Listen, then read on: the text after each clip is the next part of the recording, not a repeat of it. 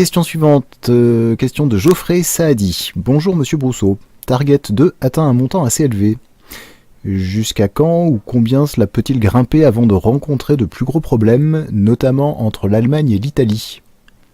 Alors en fait, il y a deux questions là-dedans, parce qu'il y a la question particulière de la target allemande, et puis il y a aussi la question légèrement différente de la target italienne. C'est impossible de voir le futur, mais moi j'ai l'impression qu'il y a un effet psychologique qui est dû aux chiffres ronds, et par conséquent, il en résulte que je ne m'attends pas à voir les Allemands tolérer que leur propre balance target dépasse les 1000 milliards d'euros. C'est-à-dire ce qu'on appelle en langue française et en langue allemande 1 billion d'euros. Pourquoi? Parce que les chiffres ronds font réagir les gens et leur font prendre des décisions. Là, je peux vous en parler en tant qu'ancien trader. La façon dont les processus de prix sont fabriqués, les chiffres ronds jouent un rôle d'une façon qui ne se voit pas toujours très bien quand on n'a pas l'œil averti, mais ils sont là. Donc les chiffres ronds ont un effet psychologique qui déclenche des décisions. Et parce qu'il en est ainsi, et parce qu'on est proche d'un chiffre rond, à savoir des 1000, on est aujourd'hui à peu près à 850 milliards, donc les 1000 milliards ne sont plus très loin.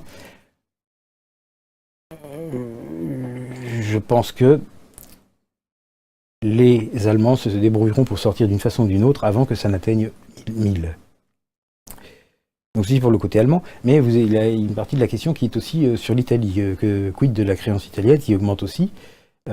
Alors en ce qui la concerne, c'est pas une histoire de chiffre rond que je viens invoquer, c'est le fait que les différents problèmes de l'euro en Italie, en particulier celui-là, mais pas seulement celui-là, aussi le fait que le système bancaire soit malade et tout ça, ont fini par détruire le consensus politique, ce qui fait que plus personne, à part le PD, le parti au pouvoir, plus personne ne se sent très européiste, et, fait plus grave, les gens le savent. Et puisqu'il en est ainsi, l'Italie ne va pas attendre de voir si sa propre balance target atteint ou non une valeur magique ou un chiffre rond. Elle doit d'ores et déjà commencer à penser à sa propre voie de sortie. Alors, une des choses qui n'existe qu'à l'état de rumeur, mais je trouve que c'est une rumeur assez vraisemblable, bien qu'au début j'y ai pas tellement cru, c'est un plan qui est soutenu par différents partis italiens avec des variantes. Enfin, il n'est pas identique quand il est soutenu par M. Berlusconi que quand il est soutenu par tel autre parti italien, selon lequel l'Italie essaierait d'introduire une devise parallèle. D'introduire une devise parallèle dans l'Italie, et progressivement, donc, de cette façon, elle se mettrait en position de sortir de l'euro, mais ça ne serait pas immédiat. Alors pourquoi font-ils par cette méthode compliquée, qui n'est pas celle que l'UPR propose dans le cas de la France, je tiens à le souligner, c'est parce qu'ils essayent de maintenir une espèce de légalité européenne. Peut-être qu'ils ont l'intention de rester dans l'Union européenne, ou qu'ils ne veulent pas abandonner leur chance de rester dans l'Union européenne, et par conséquent, ils ont réfléchi à un moyen de faire une monnaie sans faire une monnaie. Quel est leur problème? Quand on est membre de l'Union monétaire et qu'on a l'euro, il est formellement interdit de conférer le pouvoir libératoire sur son territoire à quelque chose d'autre que l'euro. Pouvoir libératoire, pour ceux qui suivent mes conférences, et j'espère qu'il y en a parmi vous, c'est ce qui fonde la valeur d'une monnaie. C'est dans une juridiction, le législateur accorde un privilège qui s'appelle le pouvoir libératoire, et qui est que dans cette juridiction, la monnaie qui émine ce privilège ne peut pas être refusée en paiement. Et donc la loi européenne dit qu'on ne peut pas accorder ce privilège à quelque chose d'autre que l'euro.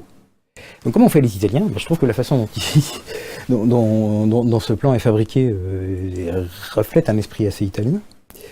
Ils ont dit, puisqu'on peut pas, on va faire au maximum de ce que l'on peut faire, mais pas tout à fait. Mais pas de façon à rester du bon côté de l'interdiction, mais en allant aussi loin que possible. Ça s'appelle longer les bornes de la légalité.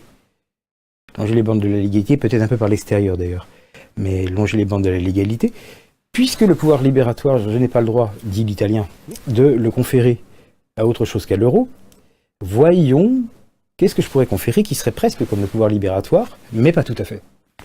Alors, le pouvoir libératoire interdit en principe que vous refusiez en paiement dans la juridiction considérée la monnaie qui munit ce privilège. Que vous soyez un commerçant, un vendeur de biens ou services ou le fisc. Eh bien le fisc, si le fisc lui-même s'engage à reprendre quelque chose qu'il aurait émis, ça n'est pas tout à fait le pouvoir libératoire, parce que les autres acteurs qui peuvent reprendre la monnaie, comme les commerçants, les vendeurs de biens et services, n'y sont pas, eux, tenus. Donc d'un point de vue strictement légaliste et formel, ça n'est pas le pouvoir libératoire. Mais ça fait presque le même effet, parce que le fisc est en mesure de demander tellement d'argent, globalement, à l'ensemble des acteurs de l'économie italienne, que du coup, quelque chose qui aurait le privilège d'être accepté par le fisc, en lieu et place donc de l'euro, aurait une raison d'avoir de la valeur qui serait presque aussi forte qu'une monnaie ayant le pouvoir libératoire lui-même. Alors donc, ces plans envisagent la fabrication de ce qu'on appelle une monnaie fiscale. Une monnaie fiscale, c'est une monnaie qui n'est pas tout à fait une monnaie, mais qui est fondée sur un engagement du fisc de ce pays qui dit, bon, en tout cas, si vous me devez au titre des impôts 500 000 euros, eh bien, je vous reprendrai, au lieu de 500 000 euros, 500 000 de ces unités que moi j'ai émises. De cette façon, vous ne violez pas l'interdiction, parce que vous n'avez pas tout à fait conféré le pouvoir libératoire au sens formel du terme à cette nouvelle monnaie, mais vous avez une monnaie parallèle. Il faut mettre des guillemets à monnaie, mais c'est bien suffisant. En plus, vous pouvez augmenter la force de cette chose en disant que non seulement vous pourrez payer vos impôts avec ça, mais en plus, si le gouvernement est lui-même vendeur de biens et de services, ben, il s'engage aussi à reprendre ces unités de cette façon-là. Donc ce plan-là, s'il fonctionnait, et s'il est autre chose qu'une rumeur, mais je crois que ça doit être autre chose qu'une rumeur parce que c'est assez cohérent, eh bien, il permettrait de mettre en circulation en Italie quelque chose qui serait aussi utilisable que l'euro, et que le gouvernement italien pourrait émettre autant qu'il le souhaite. En d'autres termes, il ne serait plus tenu par le corset de la politique monétaire européenne. Et les Italiens imaginent que c'est là la cause principale de leurs soucis économiques actuellement. Or, cette chose-là, une fois qu'elle est lancée, ben, il n'y a plus tellement d'espoir que l'Italie reste dans la zone euro. Donc, c'est pour ça ce que je disais, c'est que la situation italienne a évolué de telle sorte que s'ils en sont à rechercher des expédients pareils, c'est-à-dire que d'une façon ou d'une autre, ils vont bientôt nous quitter.